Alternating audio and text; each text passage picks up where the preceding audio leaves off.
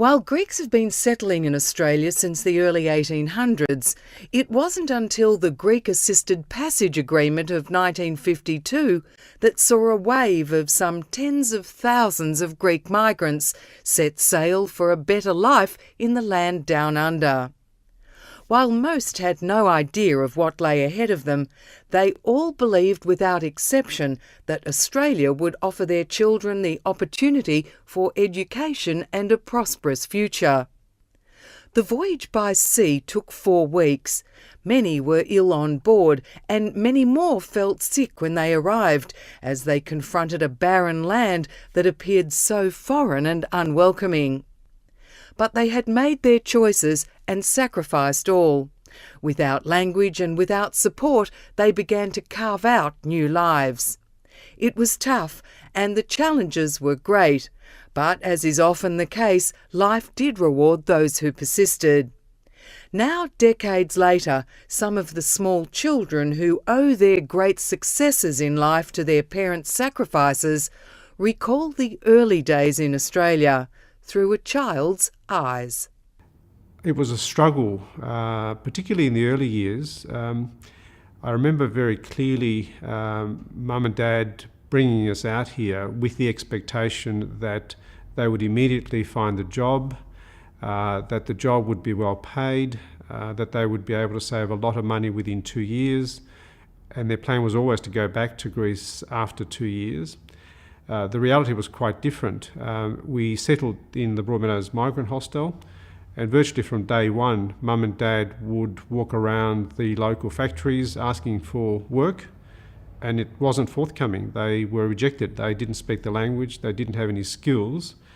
And I remember them coming back to this little Nissen hut, this little unit that we stayed in at the hostel, every day after walking around in the neighbouring factories, completely despondent, utterly disappointed and very frustrated, and really regretting the fact that we'd come out here because the reality didn't match the expectations.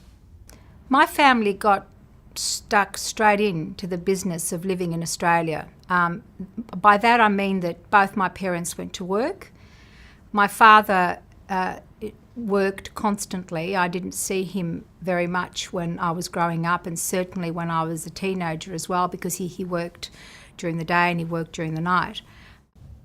When I saw my parents working 2 jobs and not spending much time with their children, I said to myself, I need to make them proud.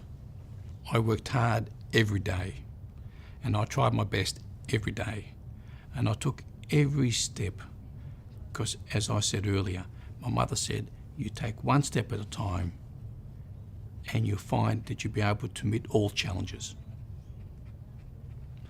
And the first step was to finish school, get into university, graduate, which I did.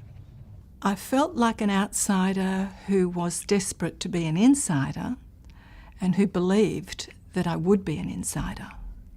And the trick to that was to work hard and convince my parents to allow me the freedoms that the Australian kids did. Ever since I can remember, from Greece as well as Australia, Mum and Dad would say to me and my brother, because of the civil war and because of poverty in Greece, we were not able to obtain an education, but you have that opportunity.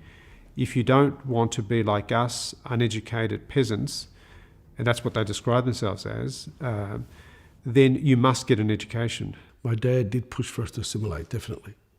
My dad was very realistic that it was his choice to leave Greece, and he totally understood that we're in a new country and we're here for the long haul, and the only way we're going to succeed is to become part of the community and not alienate ourselves from the community, but keep our culture as close as we can while fitting in with the new culture, and we did that.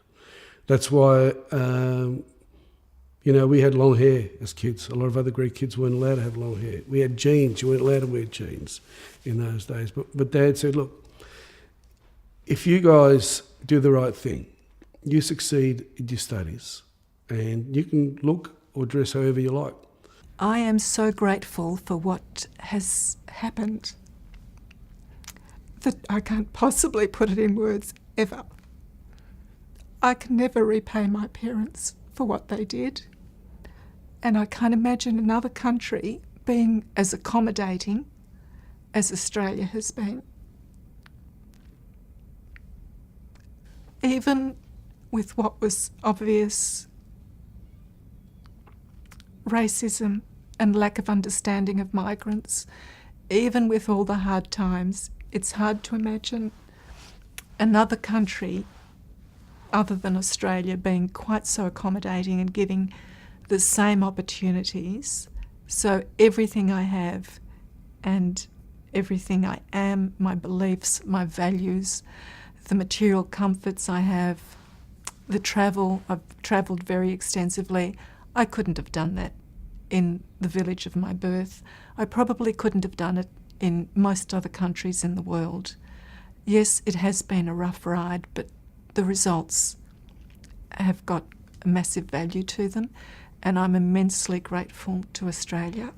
So I owe two debts, one to my parents and one to Australia.